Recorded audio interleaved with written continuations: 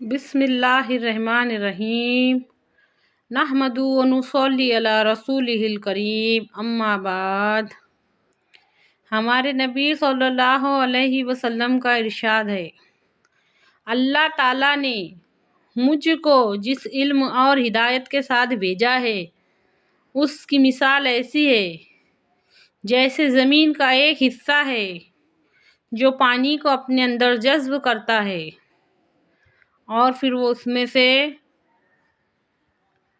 بے شمار فائدے کی چیزیں اگاتی ہے۔ وہ زمین اس میں سے اللہ تعالیٰ نے مجھ کو جس علم اور ہدایت کے ساتھ بھیجا ہے اس کی مثال اس فائدہ پہنچانے والی زمین کے جیسا ہے جو بے شمار فائدے کی چیزیں اگاتی ہے۔ اس زمین کے جیسا نہیں ہے جو نہ تو کسی کو فائدہ پہنچا سکتی ہے اور نہ کسی کے کچھ کام آ سکتی ہے۔ اللہ تعالیٰ نے مجھ کو جس علم اور ہدایت کے ساتھ بھیجا ہے وہ فائدہ پہنچانے والی زمین کے جیسا ہے جو پانی کو اپنے اندر جذب کرتی ہے اور پھر اس میں سے بے شمار فائدے کی چیزیں نکالتی ہے۔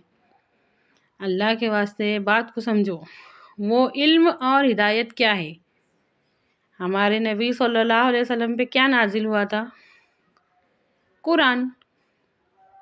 قرآن ہمارے نبی صلی اللہ علیہ وسلم پر نازل ہوا۔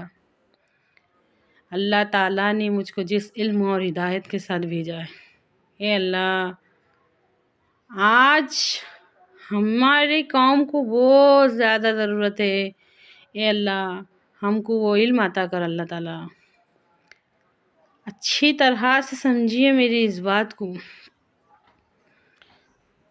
سوچ اور سمجھ ہم ایسی گاڑی ہے جس کو جا لے کے جائیں گے نا وہاں جائیں گے، اگر اس کو دنیا کی طرف بھگائیں گے تو دنیا کی طرف بھاگیں گے، اگر اس کو آخرت کی طرف بھگائیں گے تو آخرت کی طرف بھاگیں گے۔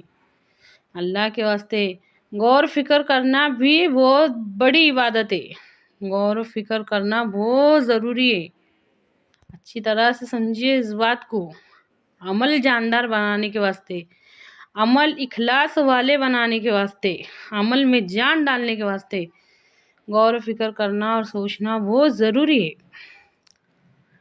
آج جو ہم کو نظر آ رہے، آج جو ہم کو بڑے بڑے کاراگر نظر آ رہے، مطلب کاراگر کا مطلب کہ آج جو بہت بڑے بڑے کام انجام دینے والے ہیں، بہت بڑے بڑے ڈاکٹر ہے، کوئی وکیل ہے، کوئی کلیکٹر ہے، کوئی انجینئر ہے، بہت بڑے بڑے عہدوں پر جو انسان ہے نا، ذرا ان کے 30 سال پیچھے چلے جاؤ، کیا تھے وہ؟ مطلب سوچ کے دیکھو 30 سال پہلے ہم کیا تھے؟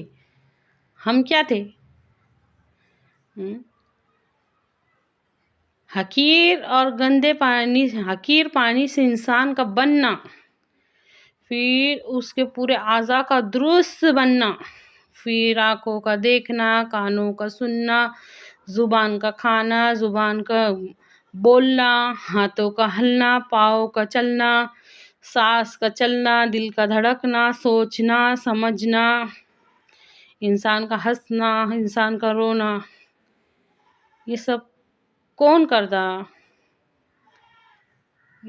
سوچو انسان کا بننا کیسے؟ اگر اللہ رب العزت ہم انسانوں کو یہ اختیار دے دیتے، اگر یہ اللہ تعالیٰ ہم انسانوں کو اختیار دے دیتے کہ جاؤ جیسے اپنے آپ کو بنانا ہے ویسے بناؤ، تو حضرت آدم علیہ السلام کے زمانے سے لے کر آج تک ہم یہ ڈیسائیڈ نہیں کر پاتے، یہ فیصلہ نہیں کر پاتے کہ ہم کہاں سے شروع کریں۔ یہ سب ہمارے اللہ کو آسان ہے۔